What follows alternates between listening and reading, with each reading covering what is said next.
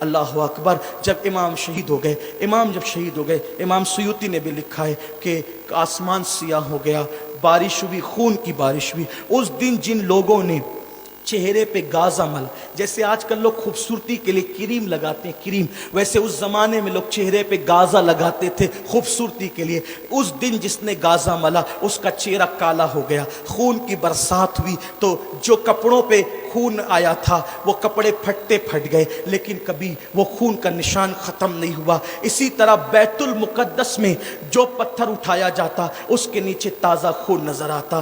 And اس پر کرتا ہوں اپنی گفتگو کو، پھر آئندہ سال کے لیے ملتوی کرتے ہیں. اللہ اکبر. جب انہوں نے خیمے لوٹنا شروع کیے، بیویوں کے دوپٹے چھیننے شروع کیے، بیویوں نے کہا رکو رکو، جتنے زیور ہیں ہم اپنے ہاتھ سے اتار کر دے دیتے ہیں، ہم نبی کی اولاد ہیں، ہمارے قریب نہ ہو. انہوں نے زیور اتار کر کے دیے. 7 سال کی بچی سکینہ تھی. ظالموں نے کان کی بالیاں، وہ چاہتے تھے کہ جو جس کے ہاتھ میں وہ لوٹ لے. قیمتی زیور بیویوں کے پاس تھے، مالدار گھرانہ تھا، دولت مند. امام حسین کے پاس بہت دولت تھی، انشاءاللہ کبھی اس پر بھی ذکر ہوگا، گفتگو ہوگی. زیورات میں زیورات تھے بیویوں کے وجود پہ، تو وہ چاہتے تھے جلدی جلدی سب لے لے. سرکار سکینہ کے کان میں بالیاں تھیں، بالی اتاری نہیں، ایسی نوچی کہ سکینہ کی بالیاں کٹ گئی. سکینہ کو ایسا لگا انہوں نے مجھے پہچانا نہیں ہے، مجھے شاید اس گھر کی خادمہ سمجھ کر، شاید ایسا سوچا ہوگا کہ مجھے خادمہ سمجھ کر اس طرح نوچ لیا ہے. تو انہوں نے کہا کہ میں اپنا تعارف کرا دوں تاکہ یہ میرے ساتھ یہ سلوک نہ کرے. تو جو بالیاں کھینچا تھا خون کی پھواریں نکل رہی تھی، تو کہا کہ میں حسین کی بیٹی، نبی کی اولاد ہوں، میرے ساتھ ایسا نہ کرو. اتنا سن کر تو ان کو لرز جانا چاہیے تھا، لیکن اتنا سنا سکینہ کے چہرے پہ تماچے مارنے شروع کی. کہا کہ اب بھی تمہارا نسب کا غرور نہیں گیا،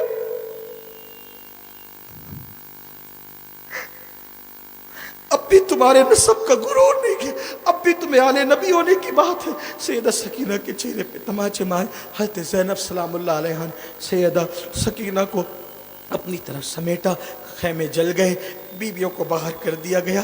جن کے سر کے دوپٹوں کو کبھی چاند و سورج نے بھی نہیں دیکھا تھا، جن کے سر کے دوپٹوں کو کبھی اجنبی مردوں نے نہیں دیکھا تھا، ان کو بغیر دوپٹے کے کر دیا گیا. خیمے جل گئے تھے. اور پھر اسی مصیبت میں وہ وقت آ گیا، سورج غروب ہونے لگا تھا. بی بی زینب نے کہا اے نبی کے گھر کی عورتوں، نماز کا ٹائم نہ چلا جائے، عصر کا سورج غروب ہو رہا ہے. نانا کا فرمان ہے کہ جو عصر جان بوجھ کے چھوڑ دیتا ہے اس کے اعمال ضائع کر دیے جاتے ہیں. بہت رو چکی ہو، بہت رونا ہے، نماز عصر پڑھ لو. اگر عصر نہیں پڑھو گی تو مجھے ڈر لگتا ہے کہ کہیں قربانیاں جو تم نے کربلا میں دی ہیں وہ ضائع نہ ہو جائے. اس وقت بھی ان بیویوں نے عصر کی نماز ترک نہیں کی. میری قوم کے جوانوں، میری بہنوں، میرے بھائیوں، آج کربلا والوں کی قربانیوں کا واسطہ دے کے کہتا ہوں، عہد کر لو، جنہوں نے اس مصیبت میں بھی نماز نہیں چھوڑا، آپ بھی نماز نہیں چھوڑو گے، گناہوں سے بچو گے. اللہ تعالیٰ ہم سب کو توفیق